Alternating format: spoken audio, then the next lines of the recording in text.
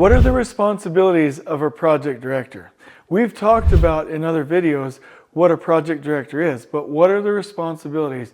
We're going to give you a detailed checklist in this video. So do you want to know these detailed steps on how to lead a project as a director? What do you do during the different phases? What are your continual focuses in those phases? And what are the best practices you should always follow? If you're into that, you're at the right video because we're about to discuss that right now.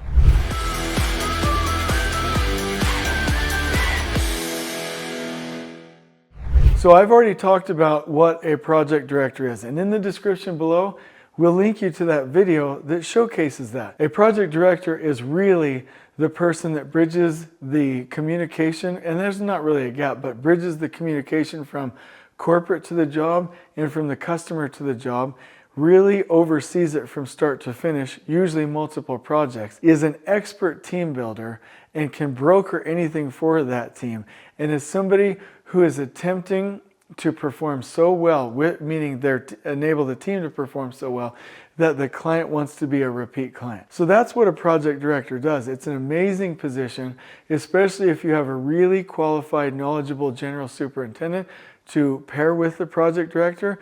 It can really provide that second set of eyes, that oversight, the authority, and the example needed to make sure that everybody on the project site has a beautifully clean, safe, and organized site, that we're adhering to builder practices and doing the right check-ins. So let's talk about these check-ins right now. I'm going to do a couple different things in this video, very fast by the way. Number one, I'm going to explain the main things that I did as a director throughout the project phases, and then I'm going to give you a checklist for the daily, weekly, monthly check-ins. I'm going to mention these in bullet form, and in the description below I'll give you a link to a board for this for project directors so that you can follow it on your jobs as well. So this is high level, stay with me, and if you ever need one-on-one coaching or help, give us a call at Elevate. We're ready at any time. So let's do this right now. So typically project directors are doing a pre-sale. Before that project ever comes out on the street and you do the proposal and the interview, you are developing and maintaining a relationship with your clients within your market, right? So you're adding value to them whether we're doing a job or not. So you're going to stay in touch with them. You're going to call them. You're going to ask them if they need anything. And they're going to know that you are a trusted, risk-free service provider when it comes to building their buildings for them. So when you're in the pre-sale, you'll consider these few things. Constantly being in communication with your client, possibly even helping them out with other projects they have with advice or new technologies or best practices. You as a project director will make sure that you're garnering and collecting best practices and lessons learned from other jobs and past projects for that client so that you can loop those into a future proposal. I've already said it, but you're going to make sure to serve the clients even if you're not doing any business with them. Remember, this is all about giving, and you're not just doing it to win the job. But if you're like, if the client that you're trying to work with or woo needs something and you're never there, and then all of a sudden you show up out of nowhere during the proposal, that's not going to look good. So always try and add value even when we don't have an active project. Number 5, when something does come out on the street, right, start working on their job actively. Don't tell them you're going to work on their job, just start working on their job right away and start adding value right away. And number 6, always be asking what projects owners have going on and how they can participate, and always be there with them so that when a project comes up, the owner's thinking or the client's thinking, oh yeah, I need to go talk to so-and-so. So you're always in the pre-sale, and there's great ways to do this, but really it's about caring, genuinely caring, and forming that connection. Now let me talk about the proposal and the interview phase. This is going to be brief. That project director is going to help lead that procurement effort or the proposal and the interview, and will tie into any company systems that are already there. So there might be marketing professionals, there might be systems that are being used, the VP or the business unit leader might be a part of it, but you're going to be there as a main point. It is your job to make sure that we win this project. And so you will provide a form of leadership and a point of contact and help organize your business development and your marketing professionals with the project team, with anybody who might be proposing or interviewing, so that you can pull all of that together into a proposal and an interview that can win. You will obviously do the review of the final proposal before it goes out, and you will help with the interview prep before the team goes to interview with you, obviously.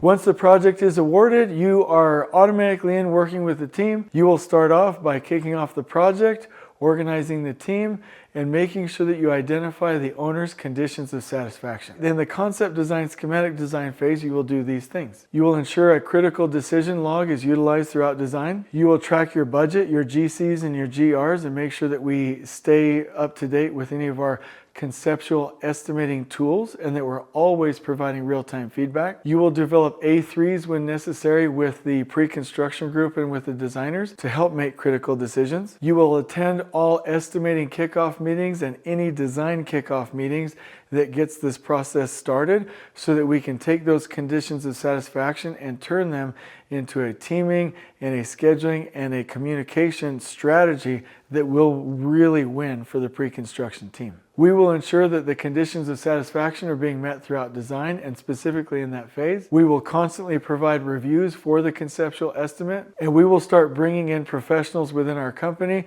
to start creating and reviewing plans to make sure that our planning is pacing that of design. In the design development phase, you will set up your project with key early design assist trade partners. Make sure that the constructability efforts are being managed and being done well. Begin any early procurement. This is huge for the project, and have those talks with the owner to make sure that any early releases or risks are being vetted and mitigated. You will continue to review the estimate and make sure that we're on track from a cost and a schedule standpoint, and you will make sure that the right updates are being sent to the client.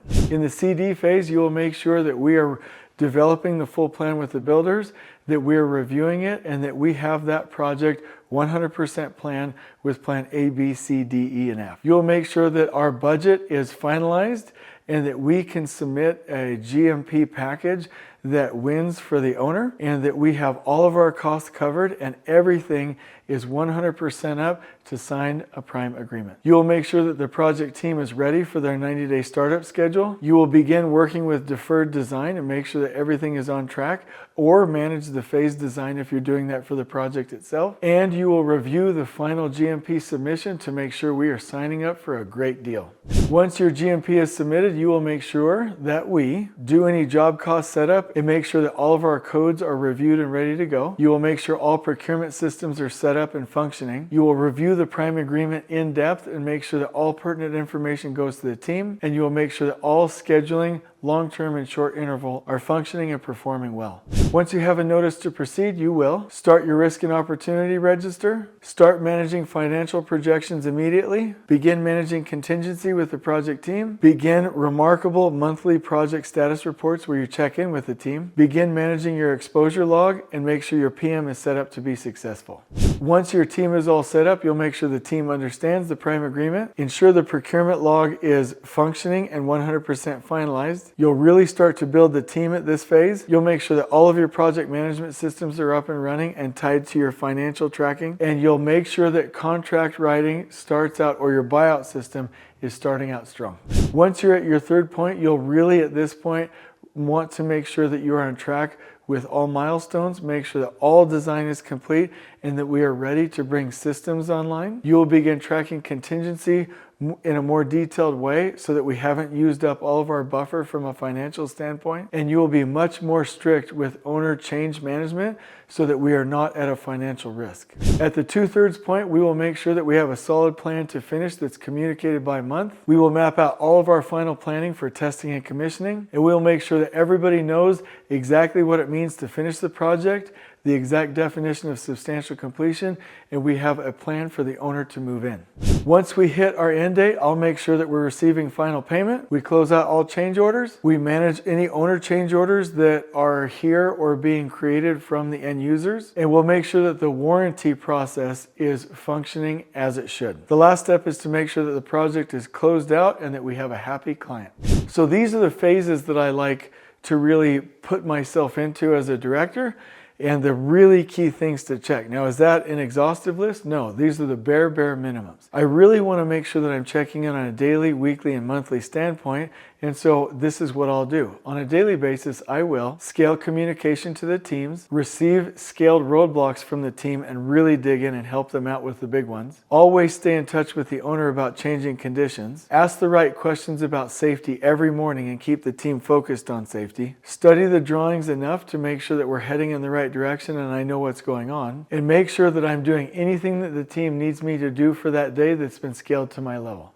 On a weekly basis, I will check on team health in the team meeting, review the roadblock tracking system and see if there's anything I can help with, do a safety check-in again because it's everything, it's forever. Safety is always. Review the exposure log on a weekly basis for any things that might cost us, either from contingency or fee. Review the financials for the project, at least the projections on a high level. Make sure that our submittal process is functioning properly. Check on procurement to make sure that we have materials feeding the project properly. See if there's any key RFIs that are holding us up where I might be able to talk to the owner or designers to speed it up. I'll do some meaningful mentoring on a weekly basis with the PM and PEs, even if it's just 15 minutes. I'll participate at least maybe twice a month on the schedule update to make sure that we're on track and that the schedule systems are working well. I'll do a check-in with the owner as number 11 to make sure that the owner's happy, even if it's just a quick call. I'll dive into the quality process to make sure that the team is following that. I'll check for cleanliness and organization on the site and dig into 3 things while I'm on the project visiting and see if I can uncover something of value for the project team. And lastly, on a monthly basis, I will look into the risk and opportunity register and do a risk evaluation of the project on a monthly basis. I'll do a meaningful check-in with the superintendents to make sure that they're functioning well. I'll do an overall project check-in where I'll literally go through and make sure that all key components of the project are literally functioning the way they should. And typically these are my categories: safety, quality, schedule, VDC, financials, procurement, self-perform, risks, buyout, RFIs, submittals, change orders, site utilization on the logistics maps, pay applications, and team health. Once I've checked into those, walk the project, and to get a feel for how it's going myself, at least once a month, I will check in on pay applications and make sure that we have good cash flow. I will typically on a monthly basis do like a more extensive training for the team, even if it's 30 minutes. Literally plan out something intentional that we can do for the owner that would add value to them, review the schedule and my financial projections, and like I said, typically dive into 3 things. So the key thing is, and I'm going to link you to in the description below, the guide for what things to do throughout the different phases and the menu for the things that you can do, meaning you don't have to do all of them all the time, your daily, weekly, and monthly check-ins. And in case you're thinking like, Jay Money, that's a lot of stuff. Like, yes, it's a lot of stuff, but you do the things that are most appropriate to the need at the time. So they're checklists that you can use to dig in when you need to. But at the end of the day, I really want to make sure that you have a framework or an anchor so that you can go do your project properly and then adjust from there. Plan it out the way I've explained it, go do it, and then modify and make your own checklist. And I typically recommend that you have standard work, that for every project you know key things that you should check in for specific phases, and that you have kind of a guideline for what things you should do daily, weekly, and monthly as a director to support your team. I really hope you've enjoyed this content, this overview. I really like some of these videos that just go boom, boom, boom as a list. I will also give this to you in a Miro board that you can reference for your role. I hope that you've enjoyed this video. On we go.